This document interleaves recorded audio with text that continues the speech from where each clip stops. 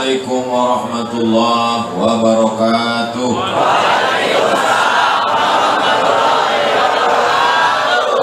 Apa kabar semua jamaah, sehat?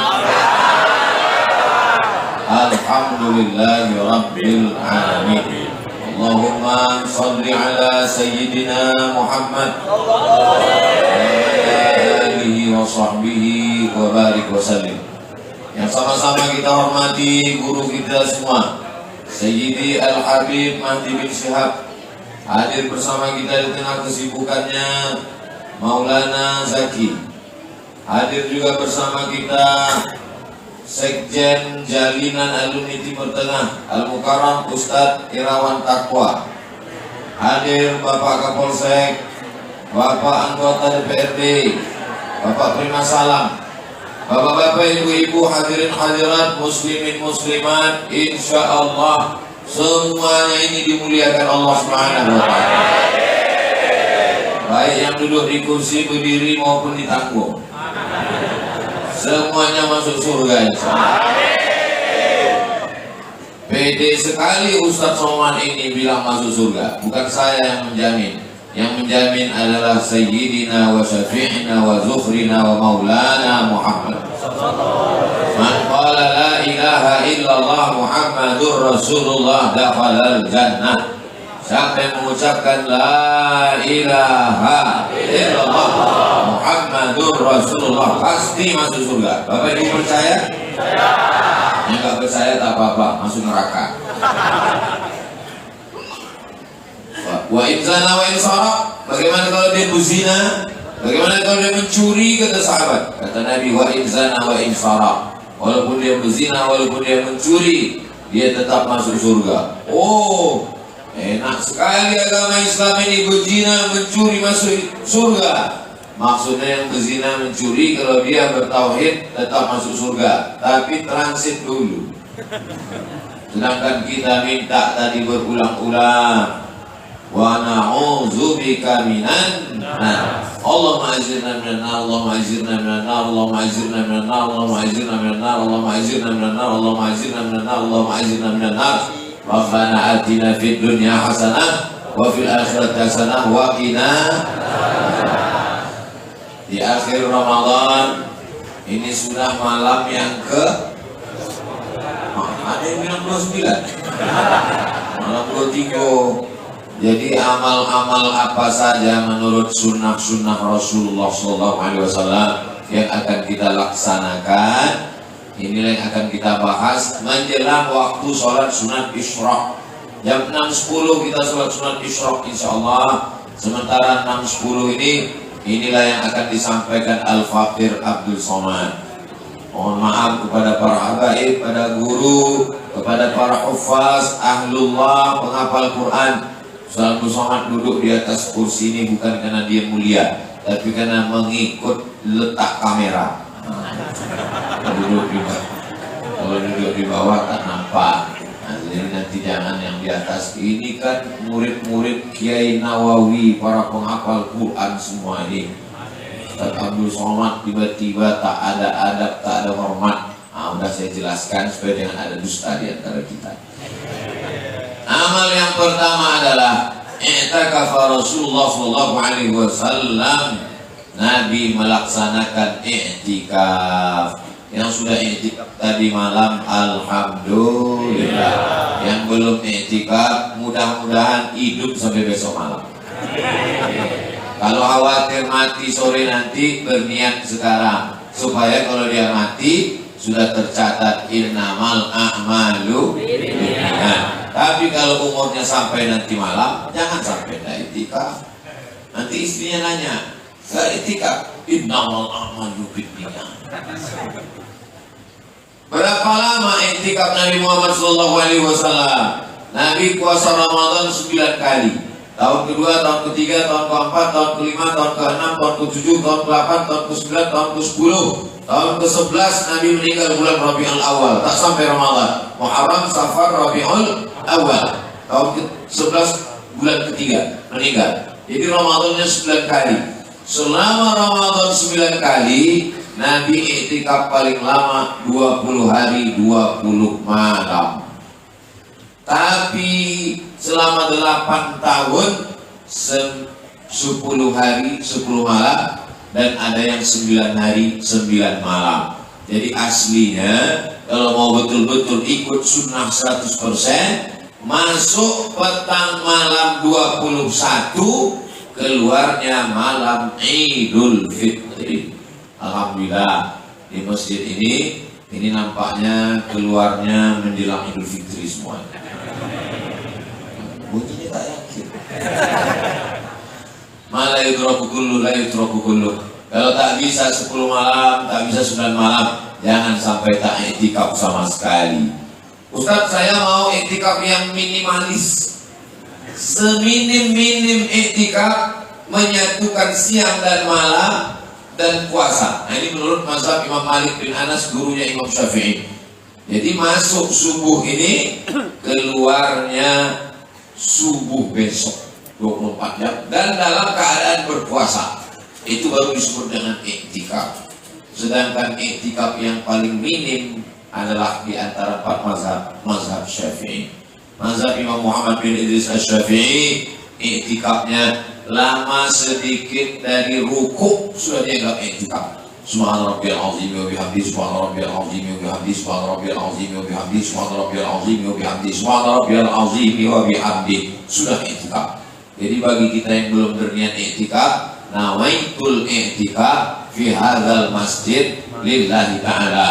Keluar kita jam 6 lewat 10, sholat sunat isyraq 2 rakaat, sudah dianggap sebagai iktikaf. Iktikaf ini lebih lama, lebih baik. Nanti selama 10 hari Ramadan ini kita ada berjumpa dengan hari libur, hari Ahad 1 kali. Kalau insya Allah Idul Fitri tergantung anak bulan. Kalau hari Kamis nampak anak bulan, hari Jumat nampak anak bulan, hari Kamis berarti hari raya Jumat. Kalau tak nampak berarti hari raya hari Sabtu. Tak usah pikirkan dulu hari raya, biarkan bulan bicara. Nanti diintip itu anak bulan namanya hilal. Jadi suami-suami ibu yang namanya hilal jangan keluar dulu hari Kamis. Dia sedang diintai-intai dan dicari-cari oleh Kementerian Agama sebelum sidang isbat.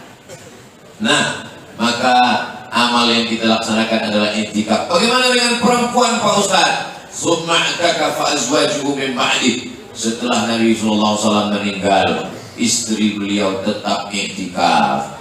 Padahal seorang istri suaminya tak ada, lebih baik di rumah. Tapi ketika iktikaf, beliau melaksanakan iktikaf. Jadi perempuan tidak boleh ke masjid kalau menimbulkan fitnah. Di Palestina khawatir nanti ditangkap oleh tentara Israel. Tapi di Palembang ada tentara Israel. Habis semua, sudah mati kena pempek. Maka insya Allah Palembang aman, damai. Jangan pergi ke masjid memakai parfum harum-haruman semerbak, berdiri di sok belakang sampai ke depan imam, hilang ayat imam. Jangan pergi ke masjid bercelana sempit, mukena diletakkan di tengkuk, naik sepeda motor, celana lijing, banyak atu-atu masuk parit. Pergilah ke masjid dengan tidak tabarrujna tabarrujal jahiliyah, bersolek jahiliyah. Suami membawa istri ke masjid untuk apa tujuannya? Untuk mendidik istri. Asalnya suami itulah yang mengajar istri mengaji, baca Quran, bagaimana sholat, bagaimana adab, bagaimana kewajiban di rumah tangga. Tapi karena suami tak sanggup, maka dibawanya pengajian ke masjid. Begitu kata Syekh Yusuf Al-Qardawi ketika ditanya tentang perempuan. Kalau hanya menimbulkan fitnah, maka perempuan lebih baik di dalam pekarangan, lebih baik di dalam rumah, lebih baik dalam kamar, lebih baik di tempat yang sempit, tidak menimbulkan fitnah. Masjid At-Tariq ila Mardatillah, betul? Ini masjid yang paling bagus, tak bercampur antara laki-laki dan perempuan. Perempuan dibuat khusus di atas, tak ada laki-laki. Sudah bolak-balik disampaikan, awas bu, pagarnya tumbang. Sudah disiapkan TV bu. Kata mereka kalau nonton TV bagus aku di rumah, kata dia. Allahu Akbar. segala ibu-ibu yang solehah-solehah. Dari rahim mereka lah lahir anak-anak yang soleh, penghafal Quran, berbakti kepada orang tua, mujahid fi sabilillah. Kalau ibunya sudah ke masjid berzikir, iktikaf, insya Allah anak-anaknya pun juga tunduk dan patuh, pencinta para habaib, disayang para ulama, dibanggakan Rasulullah Sallallahu Alaihi Wasallam. Iktikaf itu adalah amal mandiri personal masing-masing. Tapi masyarakat kita ini kadang kalau dibuat sendiri, iktikaf sendiri-sendiri, tidur sendiri masing-masing. Maka datanglah para habaib, para ustadz membuat program iktikaf kepada seluruh jamaah. Nanti malam libur hari Sabtu, malam Ahad, jangan sampai tidak iktikaf. Yang tidak iktikaf supaya iktikaf satu malam pun jadilah. Berkumpul jam 2. Jam 2 malam kumpul, dari jam 2 ke jam 3 tadabbur surat-surat pendek. Wadduha apa maknanya, Alam Nasroh apa artinya, Izaja apa tafsirnya. 1 jam sampai jam 3. Dari jam 3 ke jam 4 dicarilah para al-hafiz yang hafal Quran, membacakan tahajud 1 juz. Paling tidak kalau ditanya malaikat pernah merasakan tahajud 1 juz. 8 rakaat sebanyak 1 juz, 20 halaman Al-Quran. Lalu kemudian sampai jam 4 zikir dan muhasabah. Selama Ramadan tak pernah menangis meneteskan air mata. Maka pada malam Ramadan itu, ya Allah, ada pembimbingnya, dosa kami begitu banyak, menangis menetes air mata. Selesai acara muhasabah ditanya, kamu kenapa menangis tadi? Entah, aku pun tak tahu. Tengok depan menangis, kanan menangis, kiri menangis, malu tak menangis, menangis pula. Rupanya THR belum cair. Nah, kadang kalau kita sendiri susah hati ini tersentuh. Tapi begitu ramai, ada perasaan haru, ada sedih. Ini penting. Ini sebagai proses latihan. Menangis di depan orang banyak tak salah. Tapi menunggu ada orang banyak baru menangis, masalah. Apalagi nangisnya nunggu kamera hidup. Udah mau nangis selesai, tanya, rupanya lupa pula kawan mencet. Padahal udah mau streaming tadi. Paksa diulang sekali lagi. Penuh dengan sandiwara. Hidup kok untuk konten. Na'udzubillah. Mudah-mudahan amal kita semuanya mukhlashina lahuddin. Ikhlas karena Allah Subhanahu wa taala.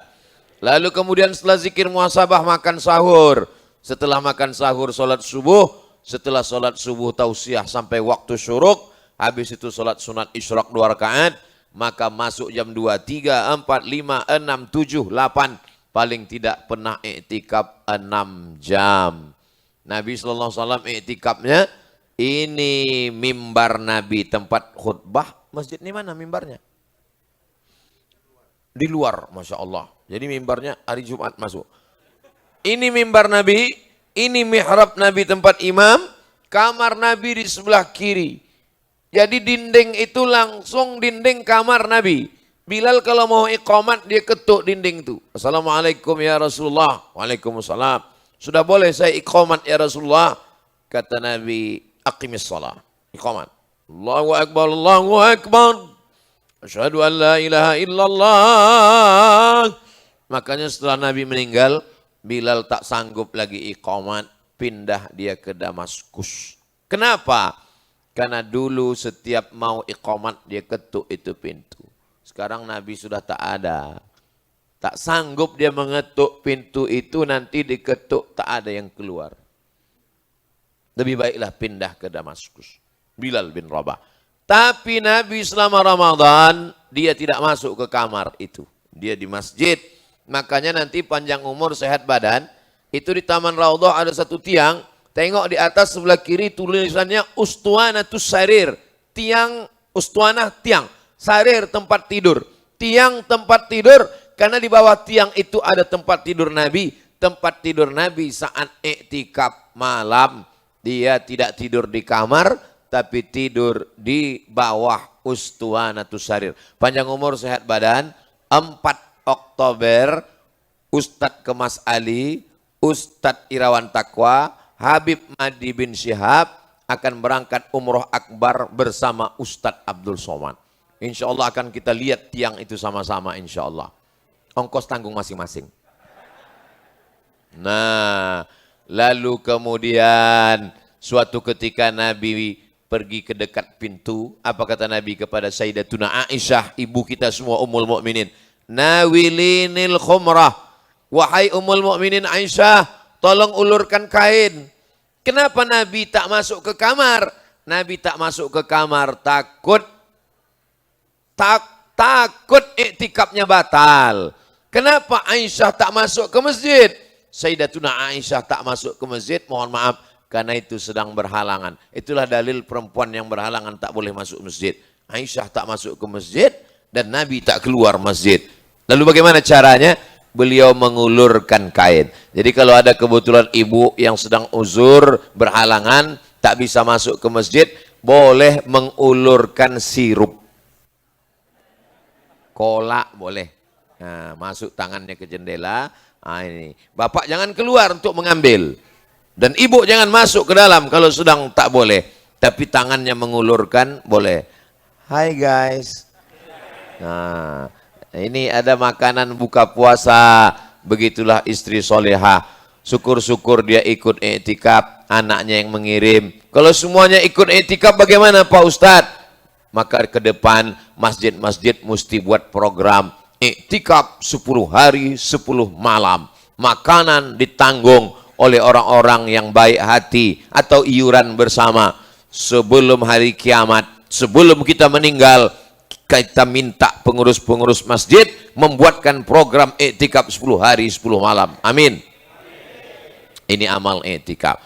Kami nanti di Pekanbaru akan membuat program iktikaf. Ustadz Somad di Masjid Al-Falah Jalan Sumatera namanya, dapat jatah hari Ahad malam Senin seperti yang tadi saya sampaikan, dari jam 2 malam sampai jam 7 pagi itu diisi dengan kajian-kajian dan lain sebagainya. Selama iktikaf itu apa aja isinya Pak Ustadz? Yang pertama, memperbanyak solat-solat sunat. Solat tahiyatul masjid, solat qabliyah, solat ba'diyah, solat isyraq, solat awabin, solat tahajud, solat witir, solat sunat taubat, solat sunat hajat, solat sunat tasbih, solat sunat mutlak. Saya tak bisa solat Pak Ustadz, kaki sakit, kepala berkunang-kunang, baca Quran, duduk, menghatamkan Quran. Ini sudah malam ke-23, berarti besok malam 24. Bacaan Qur'annya baru 20 juz, tekor 4 juz. Nah, ini mengejar ketertinggalan, inilah masanya mengejar. Yang sudah hatam sekali, kejar hatam 2-3 kali. Saya Pak Ustadz baca Quran pun tak bisa, kadang titik ba nampak tigo. Tak bisa. Kalau begitu pejamkan mata, duduk dan berzikir. Subhanallah walhamdulillah wa la ilaha illallah wa akbar. La ilaha illa anta subhanaka inni kuntu minaz zalimin. Subhanallah wa bihamdihi subhanallahil azim. Astaghfirullahal azim, astaghfirullahal azim, astaghfirullahal azim. Allahumma salli ala sayyidina Muhammad wa ala ali sayyidina Muhammad. Afdalu dzikri fa'lam annahu la ilaha illallah. Tasbih zikir, tahmid zikir, takbir zikir, la haula wala quwata illa billah zikir. Subhanallah wa bihamdihi subhanallahil azim zikir. Astaghfirullah zikir, salawat zikir, baca Quran zikir. Saya Pak Ustadz zikir pun tak bisa juga. Sungai Musi dekat dari sini. Nah, udah tahulah apa yang mau dilakukan. Baca Quran tak bisa, sholat tak bisa, zikir tak bisa. Untuk apalah hidup di Palembang ini? Buat semak aja. Apalagi yang bisa kita lakukan selain beribadah? Tujuan kita hidup ini bukan lain-lain. Wa ma khalaqatul jinna wal insa illa untuk beribadah. Kalau memang kita ini untuk beribadah, macam mana mencari nafkah, cari makan ke pasar, jualan? Kalau memang hidup untuk ibadah, bagaimana dengan menikah? Bagaimana dengan punya anak? Menikah adalah ibadah dan punya anak juga adalah ibadah. Makanya ibu nanti kalau tetangganya rese, kamu tahun lalu hamil, tahun ini hamil, kemarin hamil, ibadah. Tapi jangan sampai ini salah gunakan. Nanti bapak menikah diam-diam, istrinya nanya, kamu suami kurang ajar, ketahuan nikah diam-diam. Ini ibadah mah. Kata Ustadz nggak boleh ria. Ini khusus beda. Kata Sayyidina Muhammad SAW, a'linu hadzal nikah. Kalau nikah jangan diam-diam, umumkan, buat orang banyak tahu. Waj'aluhu fil masajid, buat akadnya di masjid. Wadribu alaihi biddufuf, pukulkan duf gendang. Supaya apa? Supaya orang tahu, supaya nanti saat bonceng jalan bersama tidak menimbulkan fitnah. Masa ngaji sama Habib tapi suka maulid tapi ternyata bawa perempuan tak mahram? Itu istrinya. Oh, istrinya. Kok kita nggak tahu? Cuman kita tak diundang. Ah, ini kalau dibuat di masjid orang ramai, tahulah semua, diiklankan. Ini amalan yang pertama, namanya i'tikaf. Amalan yang kedua adalah membayar zakat fitrah. Farada Rasulullah sallallahu alaihi wasallam sa'an min tamrin. Nabi mewajibkan membayar 1 sa'. Berapa 1 sa' itu? Dijawab sana anak-anak muda. 1 sa' 50 kilo. Itu 1 sa'. 1 sa' itu 4 mud. 1 mud itu 7 on setengah. 7 on setengah kali 4, 3 kilo. Tapi Pak Ustadz kata Kementerian Agama 2,5. Kata Ustadz kami 2,7. Yang mengatakan 2,5 ada dalilnya. Berdasarkan ikhtilaf tentang takaran Al-Makail wal Mawazin Asy-Syar'iyyah. Nama kitabnya Al-Makail takaran wal Mawazin timbangan Asy-Syar'iyyah menurut syariat Islam. Bukunya lengkap, bisa download di PDF. Tinggal tulis saja di Google. Al-Makail wal Mawazin Asy-Syar'iyyah PDF, enter, download. Sudah saya download kok nggak dapat Pak Ustadz, paket habis. Nama penulisnya Syekh Ali Jum'ah, Mufti Mesir, ulama besar Al-Azhar, alim dalam bidang usul fiqh. Maka kitab ini bagus. Yang punya 2,5 baik, 2,7 tak salah. Tapi saya dari dulu membayar zakat fitrah 3 kilo. Supaya apa? Supaya keluar dari khilaf. Kalau kita bayar 2,5, nanti tiba-tiba datang Ustadz ceramah 2,7, berbisik-bisik di dalam. Tapi kalau kita bayar 3 kilo, datang setan berbisik. Kamu kemarin tidak sah karena 2,5. Langsung kita bayar. Diam kok setan, aku udah bayar 3 kilo. Jadi kelebihannya itu terhitung sebagai sodakoh, bukan soman. Aku bilang soman. Ini kita bersodakoh. Jangan berhitung-hitung dengan Allah. Nanti kalau kita berhitung-hitung dengan Allah, Allah berhitung-hitung pula dengan kita. Dikasihnya kita napas setengah, baru tahu. Judul lagunya, Setengah Napasku Hilang. Sesak napas. Nah ini semua, kalau kita tak berhitung-hitung dengan Allah, Allah pun tak berhitung-hitung pula memberi rezeki pada kita. Innallaha yarzuqu man yasha'u bighairi hisab. Amin. Allah beri kita rezeki dari jalan yang tak disangka-sangka insyaAllah. Nah, membayar zakat fitrah menurut mazhab Syafi'i, menurut mazhab Maliki, menurut mazhab Hambali dengan quds al-balad, makanan pokok. Jadi kalau kita kebetulan tinggal di Papua, bayar pakai sagu. Karena makanannya papeda. Kalau kebetulan kita tinggal di kampung itu orang makan jagung, ya bayarlah jagung. Kalau di kampung Ustaz Somad, ya tentu aja roti. Mana makan roti? Saya makan nasi. Tapi Ustaz di Mesir 4 tahun, di Maroko 2 tahun. Di Maroko orang tidak makan nasi, makan roti gandum.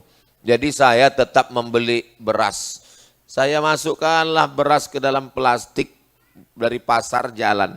Datang kawan saya. Kawan saya di asrama itu satu dari Pakistan, namanya Abu Amar dari Karachi, yang satu lagi dari Chittagong. Chittagong itu Bangladesh, namanya Abu Ahmad. Ketawalah Abu Ahmad nih sama si Amar nih. Abdul Somad, anta ta'kul rus. Ente di Maroko masih makan nasi, kata dia. Kami udah di Maroko nih makan gandum terus, tak bisa kami makan nasi. Saya bilang, saya kalau tak makan nasi ini lemas badan saya. Perut kenyang tapi badan lemas. Nah, besok kira-kira beberapa hari sudah itu saya berdiri di jendela. Saya tengok kawan saya berdua nih memikul beras. Turun saya kejar. Kemarin kalian nejek saya. Kalian bilang tak makan nasi. Ini kalian beli beras. Kata dia, kami Abdul Somad kalau tak makan nasi, otak kami tak bekerja. Kata dia. Rupanya dia makan nasi juga, dia ngeprank saya. Inilah kita nih memang tak bisa kalau tak makan nasi. Pagi makan nasi, siang makan nasi, malam makan nasi. Ada ulama, ada orang Mesir, dia menulis kitab judulnya Ajaibul Atbaq wal Asfar, keajaiban perjalanan. Ini orang keliling dunia berjalan. Tapi selama perjalanan itu yang paling dia heran adalah, ditulisnya di buku itu, ada di rumah. Selama saya berjalan keliling dunia, yang paling saya heran, ada di negeri ini orang, di dunia ini ada manusia yang bisa makan nasi 3 kali. Indonesia namanya. Gitu. Heran mereka nengok kita bisa makan nasi sehari 3 kali. Mau diapakan lagi? Karena memang kita dari kecil makan nasi. Makan ikan tak boleh. Nasinya mana? Makan mie pun pakai nasi. Tiba-tiba setelah besar disuruh tak makan nasi. Meninggal. Jadi kalau anak-anak itu mau tidak makan nasi, dari kecil jangan kasih makan nasi. Biar murah kasih makan rumput. Na'udzubillah. Mudah-mudahan kita semua walaupun makan nasi sehat walafiat. Ada dokter yang mengatakan 3 yang warna putih ini racun kata dia. White poison, racun putih. Yang pertama gula. Yang kedua nasi. Yang ketiga gandum. Ketiga-tiganya mengandung gula. Itu makanya nasi itu kalau kita tinggalkan dikerumuni semut. Karena nasi mengandung gula, manis. Orang kalau udah kena diabetes meletus, kena gula darah tinggi, kencing manis, tidak boleh lagi makan nasi. Kaya raya, duit banyak di restoran mahal, apa kata pelayan? Silakan makan Bapak, semua sudah ada, kepiting, udang, semua sudah siap. Makanan saya belum datang. Sudah Pak, semua sudah datang. Ada satu pesanan belum. Apa Pak? Rebus kentang nggak pakai garam. Kalau kebetulan nasibnya mirip macam yang saya sampaikan ini, jangan tersinggung. Isi ceramah tidak untuk menyindir jamaah. Mendengar ceramah Ustaz Somad itu kuncinya satu. Jangan tersinggung. Beberapa jamaah tersinggung pulang meninggal. Bukan karena tersinggung, memang ajalnya udah sampai. Bapak Ibu yang dimuliakan Allah Subhanahu wa taala, membayar zakat fitrah. Nah, mazhab Hanafi, India, Pakistan, Bangladesh, Turki, itu mayoritas Hanafi. Mesir sebagiannya bermazhab Hanafi. Syekh Yusuf Al-Qardawi itu mazhabnya Hanafi. Maka menurut mereka membayar zakat fitrah pakai uang. Dalilnya mana? Pakai hadis juga. Hadisnya ughnuhum lihadzal yaum. Buatlah mereka hari ini jangan sampai meminta-minta. Karena hari itu adalah hari Id. Hari Id adalah hari raya. Kita wajib berbahagia. Makanya pagi habis sholat Idul Fitri, masukkan beras ke dalam plastik, cari mana orang fakir miskin, serahkan. Supaya jangan sampai dia tak makan pagi itu. Tapi kalau begini cara kita membagi zakat fitrah, nanti ada fakir miskin yang banyak sekali dapat beras dan ada yang tak dapat sama sekali karena dia tak keluar rumah. Alhamdulillah sudah dikoordinir pengurus masjid. Yang membayar ke masjid sah, yang menyerahkan langsung sah. Tapi supaya ada pemerataan, bagus diserahkan ke masjid. Saya sejak pulang dari Maroko 2008 sampai Ramadan ini 2023, sudah 15 tahun tidak pernah membayar zakat fitrah pakai duit. Saya membayar pakai beras. Tapi saya tak menyalahkan kalau ada jamaah yang memakai mazhab Hanafi karena mereka masih sama-sama ahlus sunnah wal jamaah. Lalu kemudian berikutnya adalah faman syahida minkumus syahra falyasum. Siapa yang menengok anak bulan maka hendaklah berpuasa. Yas'alunaka 'anil ahillah. Mereka bertanya kepadamu tentang hilal. Qul hiya mawaqitu lin-nasi wal hajj. Katakanlah anak bulan itu menjadi penetap ibadah. Idul Fitri, Idul Adha, wukuf di padang Arafah, tahun baru hijrah, bukan berdasarkan tengah malam meletup mercon. Tapi berdasarkan anak bulan. Kata orang Melayu anak bulan. Kata orang Arab hilal. Kalau bulannya bulat, badar. Tala'al badru alaina. Badar. Tapi kalau bulannya sabit, namanya hilal. Sudah jadi nama orang Indonesia. Badarudin, Hilaludin. Bahkan nama sultan, Sultan Badruddin. Badar, bulan purnama. Din, agama. Bulan purnamanya agama yang menjadi penerang penyuluh di tengah gelap malam. Jadi kalau punya anak dikasih nama Badruddin, dia akan menjadi penerangnya agama. Syamsuddin, mataharinya agama. Juga anak perempuan udah jadi nama perempuan. Siapa namanya? Badariyah Hilaliyah. Wah, ini. Begitulah orang Islam ini mengasih nama. Masya Allah, tabarakallah. Lalu kemudian menengok anak bulan. Alhamdulillah, saya tak tahu di Palembang di mana dipasang itu teropong. Kalau di Pekanbaru Riau, di Jalan Jenderal Sudirman, ada gedung paling tinggi, dipasanglah teropong untuk mengintai anak bulan. Harga teropongnya itu dulu dibeli beberapa puluh tahun yang lalu, harganya 50 juta. Dan sejak dibeli sampai sekarang, tak pernah nampak anak bulan. Asal dipasang, ada juga yang posting, beberapa kawan saya naik ke atas postingnya, alhamdulillah gaji 13 sudah nampak. Biasanya pas pengumuman sidang isbat Kementerian Agama, berdasarkan penampakan anak bulan dari teropong yang ada di Sulawesi, karena wilayah timur saja, di tepi laut, itu biasanya terang, nampak. Kalau di Maroko melihat anak bulan itu di gurun pasir Sahara, perbatasan Mauritania, itu nampak jelas anak bulan. Jadi hadis Nabi SAW, sumu li ru'yatih, berpuasalah ketika melihat anak bulan. Waftiru li ru'yatih, berhari rayalah ketika melihat anak bulan. Itu adalah sunnah Rasulullah SAW. Dan orang yang melihat anak bulan ini mesti masih muda, berilmu, beriman, bertakwa, dan tersumpah oleh Kementerian Agama. Wallahi, tallahi, billahi, saya bersumpah bahwa saya melihat anak bulan. Kenapa mesti muda dan matanya sehat diperiksa oleh dokter? Karena pernah kejadian yang menengok anak bulan ini orang tua, matanya sudah rabun, lalu kemudian dia mengaku menengok anak bulan. Padahal belum nampak anak bulan, rupanya bulu matanya gugur. Ini anak bulan, ini anak bulan. Itulah maka saksinya muda, tersumpah, matanya sehat, sudah diperiksakan matanya, lalu dia bersaksi. Seandainya di Indonesia ini ada bersaksi 2 orang, maka cukuplah itu sebagai penetap. Berdasarkan penampakan anak bulan dari beberapa teropong yang dipasang dari Sabang sampai Papua, maka dengan ini menetapkan, kita tinggal menunggu saja. Setelah iktikaf, bayar zakat fitrah, menunggu anak bulan. Setelah itu ditetapkan, kita pun bertakbir habis maghrib sampai khotib naik mimbar. Allahu Akbar, Allahu Akbar, Allahu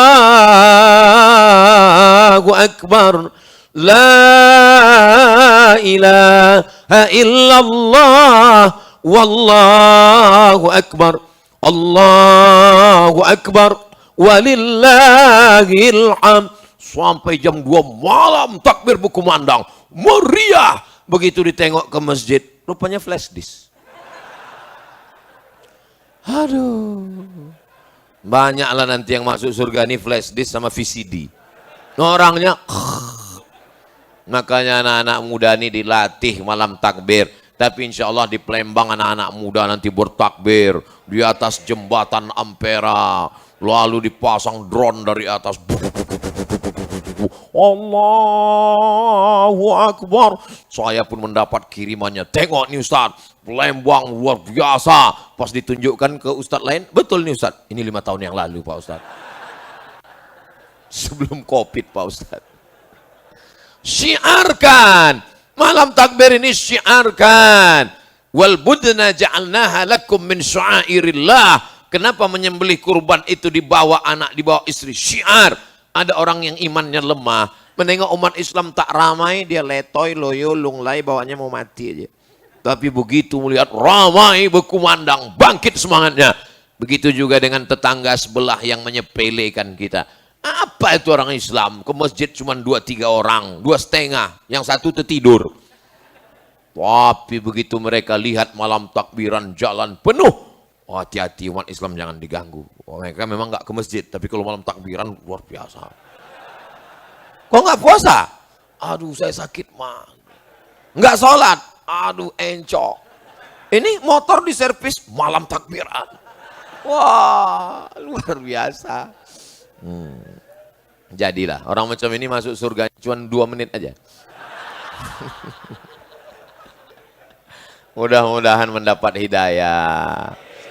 Tak boleh kita doakan yang tak baik. Nabi patah giginya, berdarah pelipisnya, datang sahabat meminta doakan laknat. Kata Nabi, lam ub'as la'anan. Aku tidak diutus melaknat. Wa ma arsalnaka illa rahmatan lil alamin. Pandangan kita kepada saudara kita itulah pandangan kasih sayang. Betul Pak Ustadz. Saya memang kalau melihat orang itu kasih sayang. Siapa yang kau lihat kasih sayang? Istri kawan saya. Tak boleh. Kita memandang umat Nabi Muhammad SAW ini, menengok orang mabuk, sakau, sayang kita. Kita selamatkan dia supaya berhenti dari narkoba. Amin. Melihat orang zalim, aniaya. Kata Nabi SAW, unsur akhaka, tolong saudaramu, zaliman atau mazluman. Dia pun zalim atau teraniaya. Kalau teraniaya bisa kami tolong ya Rasulullah. Tapi kalau orang menganiaya, macam mana kami menolongnya? Tahan tangannya. Orang-orang yang menganiaya orang lain, tahan tangannya. Supaya jangan sampai dia menganiaya. Ittaquz zulma. Takutlah kamu pada perbuatan zalim. Fa inna zulma zulumatun. Karena kezaliman itu akan menjadi kegelapan pada hari kiamat. Takbir dari mulai azan maghrib sampai khotib naik mimbar. Khotib naik mimbar Idul Fitri, bertakbir dia 9 kali. Allahu Akbar, Allahu Akbar, Allahu Akbar. Allahu Akbar, Allahu Akbar, Allahu Akbar. Allahu Akbar, Allahu Akbar, Allahu Akbar kabira. Walhamdulillahi katsira. Habis itu tidak ada takbir lagi. Soalnya saya pernah sholat zuhur, mampir ke masjid. Selesai sholat zuhur, imamnya takbir lagi. Allahu Akbar, Allah. Makmum udah mulai berbisik-bisik. Lupa. Yang takbir 4 hari itu Idul Adha. Tanggal 10, 11, 12, 13. Idul Fitri selalu udah habis naik khotib. Dikasih tahu selesai sholat. Pak Imam, takbir udah habis. Tidak ada habis. Kita takbir mengagungkan Allah. Kalau udah salah tuh ngaku aja. Yang bertakbir dengan mengagungkan Allah. Tapi takbir sigat takbir yang malam Idul Fitri ini itu berlakunya setelah khotib naik mimbar maka selesai. Kita tetap mengagungkan Allah. Takbir memang. Allahu Akbar. Takbir itu tapi belum takbir hari raya. Kita masih puasa lagi. Lalu kemudian setelah itu jangan sampai tidak sholat Idul Fitri. Oh, sholat Idul Fitri jangan ingatkan Pak Ustadz. Kami memang nggak sholat, tapi kalau Idul Fitri sholat. Sholat Idul Fitri itu substansinya mendengarkan khutbah. Masalah sholat 2 rakaat, qobliyah pun 2 rakaat, doa pun 2 rakaat. Tapi mendengarkan khutbah. Al-Huyyat, mohon maaf, perempuan yang berhalangan saat 1 hari Idul Fitri, 1 Syawal, tetap dibawa, tapi dia tidak sholat. Zaman Nabi, perempuan-perempuan dibawa ke pelataran, tapi dia tak masuk ke tempat sholat. Dia hanya mendengarkan khutbah. Makanya nanti waktu khutbah itu jangan bercerita. Ini khotib udah naik mimbar, asiklah bercerita. Yang ditanya apa? Mukenanya beli di mana? Bagus sekali bajunya, halus ya. Datang nih kan mau mendengarkan khutbah. Nanti ibu kalau ada yang bertanya-tanya waktu itu langsung takbir. Allahu Akbar. Bapak-bapak ini juga ditanya, habis ini kita mau kemana? Jalan mana? Masak ketupat? Ada ayam opor? Allahu Akbar. Nah, ini semua mendengarkan khutbah inilah substansinya. Khotibnya bersemangat luar biasa. Mudah-mudahan sampailah umur kita ke sholat Idul Fitri. Ini yang aminnya kuat sekali, pasti beli bajunya udah ini. Lalu kemudian setelah itu pulangnya dari jalan yang berbeda. Berangkatnya tadi dari jalan sini, pulangnya dari jalan sini. Supaya apa? Banyak ketemu orang, bersalaman, menyambung tali silaturahmi. Minal aidin wal faizin, maafkan lahir dan batin, selamat para pemimpin. Itu kalau tak hafal syairnya. Nah, tapi tetap menjaga adab-adab. Sesama laki-laki salaman. Kalau sama perempuan, tak boleh. Jangan sampai menyentuh tangan perempuan. Seandainya ditusukkan api paku dari neraka yang menyala, ditusukkan ke tapak tangan kamu, lebih baik min antamus sayada mara'atin la tahillu lahu, daripada menyentuh tangan perempuan yang tak halal baginya. Ustaz Somad ngomong aja, kemarin kami tengok videonya Ustaz megang tangga, pernah saya pegang, saya begini, dia yang menyentuhkan di ujung. Saya gini, saya udah mundur-mundur, hampir tumbang, kena sedikit, astagfirullahaladzim. Kemarin kami dapat videonya, kami tengok Ustaz ada megang tangan perempuan, nenek-nenek. Orang tua tak apa-apa, tapi ibu hati-hati juga. Sekarang ada penyakit namanya, dia nengok anak gadis tak berselera, menengok nenek-nenek berselera. Nama penyakitnya Oedipus kompleks. Ingat, setan setelah Idul Fitri dilepas. Kejahatan terjadi bukan karena ada niat dari pelakunya, tapi juga karena ada kesempatan. Waspadalah nenek-nenek. Tetap jaga. Saya tak ada nafsu Pak Ustaz, udah macam abang saya, udah macam kakak saya, udah macam adik saya, udah macam emak saya. Berawal dari macam, berakhir dengan macam-macam. Ini kadang orang ini merasa lebih tahu dari Allah. Saya Pak Ustaz, sholat ikut syariat Allah, puasa ikut syariat Allah, tapi masalah salaman ini saya lebih tahu daripada Allah. Oh, siapa kamu? Maka ini sunnah-sunnah ini kita laksanakan. Yang selama ini putus disambung, yang selama ini patah yang retak direkatkan kembali. Galah patah boleh disambung, kaca retak boleh direkat. Hati yang sakit kemana obat akan dicari. Boleh untuk update status, tapi nanti satu Syawal. Yang sekarang basi nanti dia. Nah ini semua insya Allah. Yang punya usaha baju kaos bagus juga, tulis belakang. Kaca retak boleh direkat, galah patah boleh disambung, hati yang sakit kemana obat akan dicari. Tapi jangan dipakai waktu sholat. Dipakai waktu sholat, tengok kawan di belakang, gitu deh. Itu makanya kalau sholat tuh pakai baju yang polos-polos. Tapi yang bertulis tak masalah. Tertulis pula di belakang, sahabat UAS. Tengok, dalam hati, di manalah belinya ini. Masya Allah, tabarakallah. Akhirnya sampai jam 6. Lewat pula dari 10 menit. Kita tetap sholat. Yang pakai usolli sunnatal isyraq raka'ataini lillahi ta'ala. Saya tak pakai usolli Pak Ustaz. Enggak usah pakai usolli. Enggak pakai usolli. Allahu Akbar. Terima kasih segala perhatian. Mohon maaf segala kesilapan dan kekhilafan. Saya ucapkan selamat menunaikan ibadah puasa Ramadan. Selamat Idul Fitri 1 Syawal 1444 Hijrah. Minal aidin wal faizin, mohon maaf zahir dan batin. Taqabbalallahu minna wa minkum shalihal amal. Wassalamualaikum warahmatullahi wabarakatuh. Subscribe, like, share and comment.